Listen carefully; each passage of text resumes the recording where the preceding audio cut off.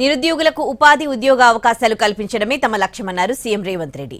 Mallepally ITI ప్రాంగణంలో ITI skill development upgradation ప్రాజెక్టుకు భూమి పూజ చేశారు. రాష్ట్రంలో ప్రభుత్వ ఐటీఐలు నిరుపయోగంగా మారాయని, ఐటీఐల్లో నైపుణ్యాలు విద్యార్థులకు ఉపయోగం లేకుండా పోయాయన్నారు. తన ఆలోచనల నుంచి వచ్చిందే ఏటీసీ సెంటర్స్ అని చెప్పారు రేవంత్. పుష్పగుచ్చాలతో సంబంధిత ఉన్నతాధికారులు స్వాగతం పలుకుతూ ఉన్నారు.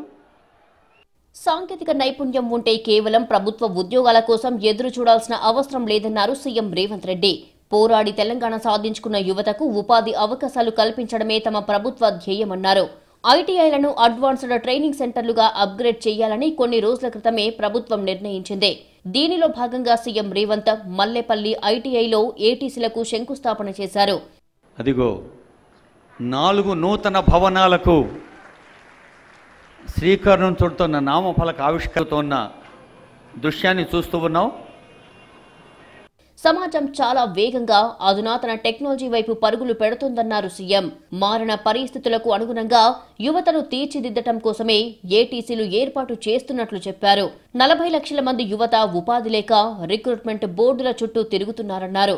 సర్టిఫికెట్ ఉంటే సరిపోదని సాంకేతిక నైపుణ్యం అవసరమన్నారు.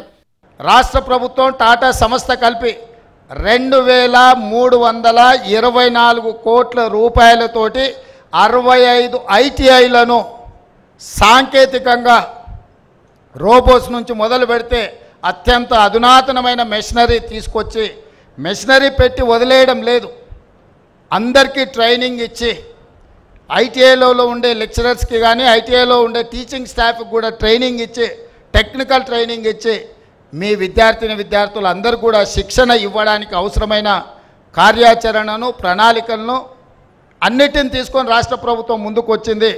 మన దేశ ప్రధాన సంపద యువ జనాభా అని చెప్పారు సీఎం రేవంత్.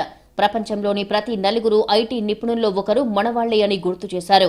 ముఖ్యంగా మధ్యతరగతి యువతలో నైపుణ్యాలు పెంచి ఉద్యోగాలు కల్పించడమే తమ లక్ష్యమని తెలిపారు. సుశీల్ కుమార్